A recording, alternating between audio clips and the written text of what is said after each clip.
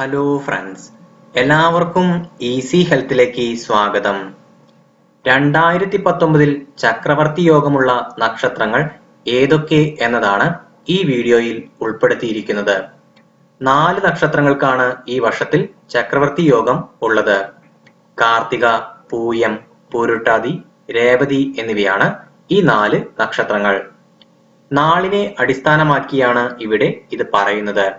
ജനിച്ച സമയം അനുസരിച്ച് മാറ്റങ്ങൾ വരാം. കാർത്തിക നാളിന് ഈ വർഷം വളരെ നല്ല സമയമാണ്. എന്തു വിചാരിച്ചാലും നടക്കും.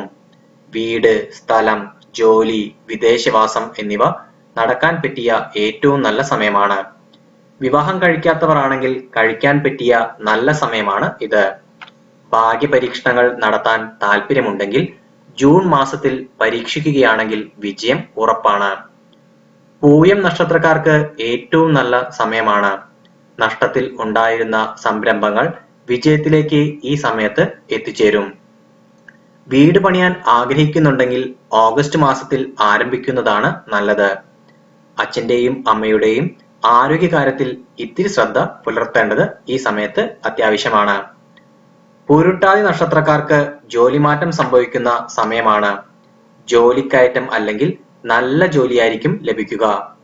പിതാവിന്റെ അല്ലെങ്കിൽ മാതാവിന്റെ സ്വത്ത് സ്വന്തം പേരിലേക്ക് മാറ്റിക്കിട്ടും. എല്ലാവരും ബഹുമാനിക്കുന്ന സമയമാണ്.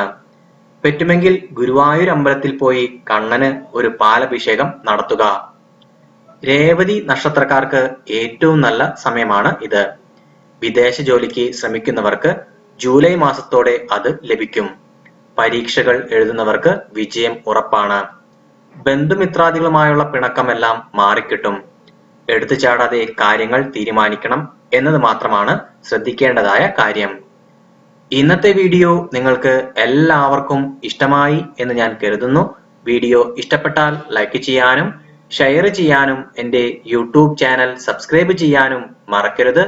ഈസി ഹെൽത്തിലെ പുതിയ ഹെൽത്ത് ടിപ്പുമായി ഞാൻ ഉടനെ തന്നെ എത്തുന്നതാണ്. എല്ലാവർക്കും നന്ദി, നമസ്കാരം.